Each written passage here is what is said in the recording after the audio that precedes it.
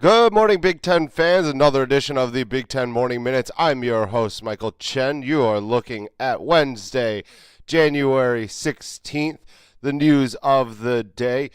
It's going to get started with a lot of transfer news, as there's some good news on the transfer wire. There's some bad news on the transfer wire. Mostly it's not the best news for the Big Ten programs, as the Fighting Illini got some bad news late last night, as Jeff Thomas, the transfer from Miami, who was originally stated that he would come home and play for Lovey and the Fighting Illini in Champaign, decided to renege on that, and he's going to end up staying at Miami and play for Manny Diaz, the new coach who previously had a minute stop, literally a minute stop at Temple before running away from Temple and realizing the grass was much greener in Coral Gables in Miami. So a good coup for Manny Diaz there. And some other news for the Fighting Illini is cornerback Cameron Watkins. He's going to leave as a graduate transfer. They did get some good news, however, as defensive lineman Leary Oladipo has been reinstated on the team after an issue with domestic violence. But in all honesty, Oladipo probably should not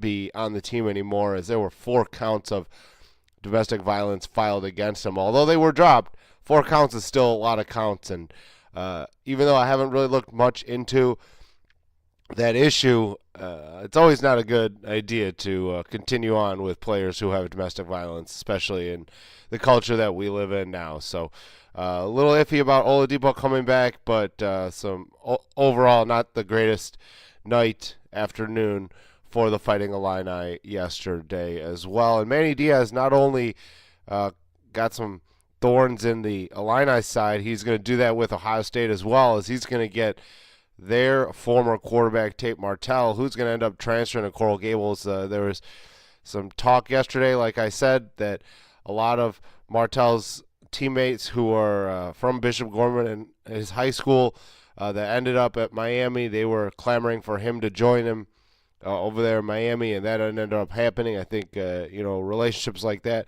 most likely end up winning out in a lot of recruiting battles, and this one definitely won, as Tate Martell will leave after Georgia quarterback Justin Fields ended up transferring to Ohio State earlier, although Martell did say on Twitter that he was open to the competition. Apparently he wasn't as open as he thought after thinking it over, and he will be leaving Columbus as well. And speaking of Martell, the transfer of Martell, that gives former Alabama quarterback Jalen Hurts one less destination that looks more likely, as it looks like his list of 3 schools has been sliced to 2, as it looks like Maryland and Oklahoma are the 2 most likely options at this current moment.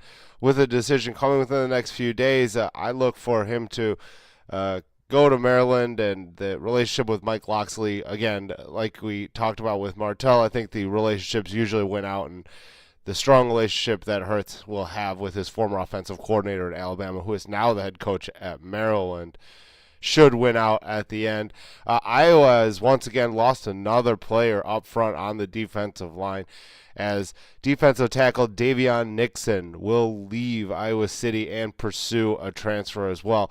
And then Penn State also, they're getting some bad news as well, as not only they, as I reported, the 3 guys that were into the transfer portal, there's 3 more as well, as for sure safety Aaron Moore will be leaving State College, while tight end Danny Dalton and offensive lineman Alex Gellerstedt have added their names into the transfer portal as well. So a rough day for the Big Ten within the transfers, aside from potential news that Jalen Hurts could potentially be coming to the conference. But aside from that, it's been a rough go transfer wise for the Big Ten, as with these new rules, players are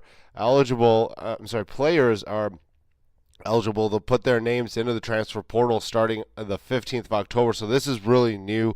Obviously, we are all tracking it and seeing what's going on. The athletes can put their names in and talk to other schools while still being at their current school. Therefore, the schools are able to potentially pull their scholarships at the end of the semester if they don't like what's going on. It's just a wild, wild west. I'm not sure how this is going to continue to play out, as obviously this is fairly new. There's a lot of players deciding to put their names in the transfer portal. And I think going forward, you're going to see a lot more transfers happening, although they aren't immediate transfers like some of the grad transfers that you'll see and some of the waivers that some players will get.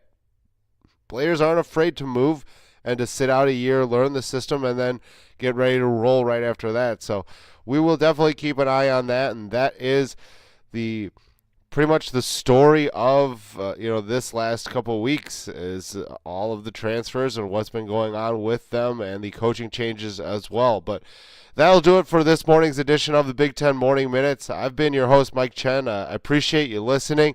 Give me a follow on Twitter as I'll try to update you on all of the news within the conference as well as nationally, college football wise. And have a great day, Big Ten fans.